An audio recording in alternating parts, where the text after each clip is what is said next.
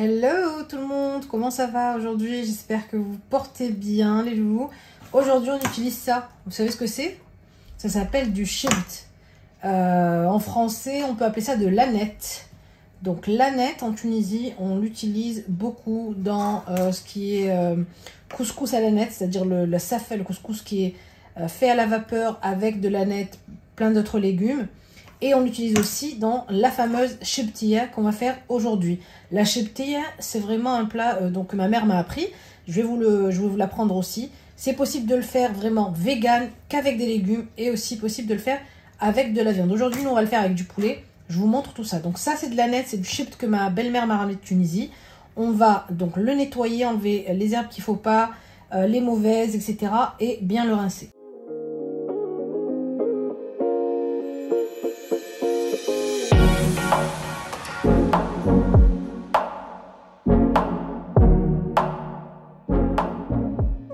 Alors le reste du chibt, je vais le mettre sous vide dans mon sachet pour qu'il évite en fait de prendre la givre. Vous savez, j'ai pas envie que ça soit après plein de givre, plein d'eau. Là, je vais le mettre dans ce petit sachet là qui fonctionne avec ce petit aspirateur à air. En fait, ça va aspirer l'air et faire tous vos légumes, vos fruits rouges, votre viande, etc.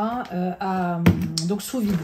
Vous mettez en fait ce que vous avez envie dans le petit récipient, vous fermez, et donc là il y a le petit opercule sur lequel vous allez mettre le petit appareil aspirateur, vous appuyez et ça va aspirer tout l'air qu'il y a dans le récipient.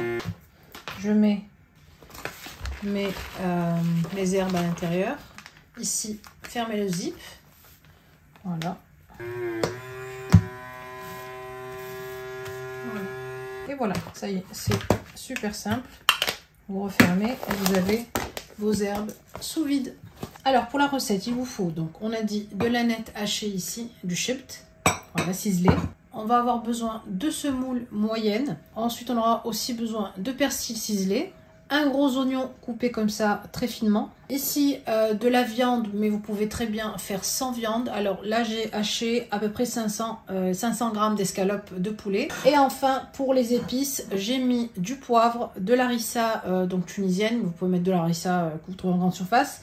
Un peu de paprika et du sel. Et il faudra aussi 2 à 3 œufs pour ramasser la farce, mais 2 suffisent largement.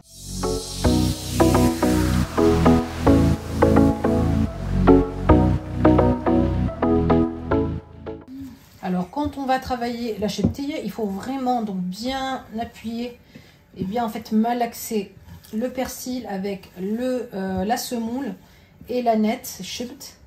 C'est pour vraiment ramollir toutes nos herbes. Voilà. Ensuite on vient verser l'escalope hachée et donc je viens mettre toutes mes épices. Voilà. Vous mettre aussi de la menthe séchée. Passe-moi un peu de menthe séchée là. Voilà, il faut vraiment pas que ça, prenne sur le goût de l'aneth. Hein. Et là, je viens mettre donc mes œufs par-dessus et je malaxe bien. Une fois que notre farce est prête, avec une cuillère, on peut venir former par exemple des boules. Comme ça, on a la même taille de toutes les boules.